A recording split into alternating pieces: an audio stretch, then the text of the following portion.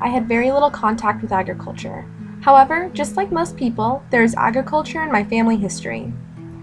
My great-grandparents owned and ran a pretty large farm in Wisconsin, where they raised cows for dairy and grew corn. We visited while it was still operating when I was young, but the farm ended up being sold to neighboring farms when my great-grandparents decided that they were no longer able to run it. Learning about this, I asked my grandparents why no one took the farm over from my great-grandparents, and they said that they had decided to go off to school and start new careers in Southern California, where there were more opportunities for them and they could make more money. My dad and his siblings also ended up choosing different career paths. This left my great-grandparents with little choice but to sell their farm, seeing as none of their children or grandchildren were interested in joining the agricultural industry.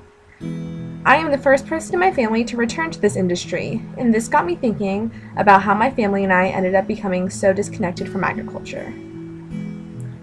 The first thing we can look at is the value chain of how consumers get access to agricultural products. We see here that farmers and consumers are separated by many different steps. 200 years ago, 90% of Americans lived on farms, and 100 years ago, 40% of Americans lived on farms. This means that many people were either producing their own food or were getting food from someone they knew. As the United States became more industrialized, specialized farming grew rapidly. This, combined with excellent transportation, gave way to large grocery stores where consumers could purchase fresh agricultural products from all over the country. However, many consumers are not aware of where their food is coming from. And many consumers, especially younger generations, have misconceived ideas of what farming in the United States looks like today. This was my great-grandparents' land and farm, which is pretty idyllic looking, and probably what most consumers would like to imagine what farming is looking like in America. This majority of the time is not the case. Family farms are having a hard time competing with large corporate farms like this. Many family farms have stories similar to mine. The children left the farm, leaving no one to continue running it when the parents retired.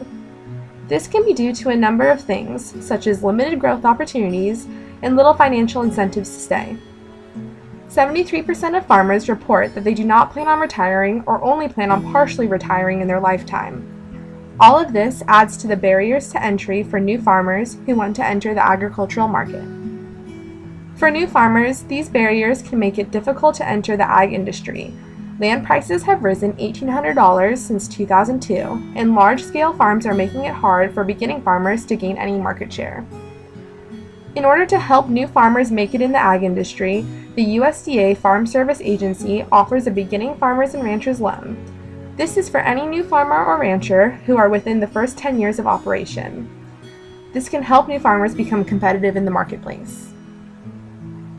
Resolving the issue of consumer to agriculture disconnect is not something that can be easily done. However, there are some steps that can be taken to bring consumers closer to agriculture and agriculture closer to consumers. Programs such as CFC and CSA allow farmers to build personal relationships with consumers, which can be beneficial on both sides.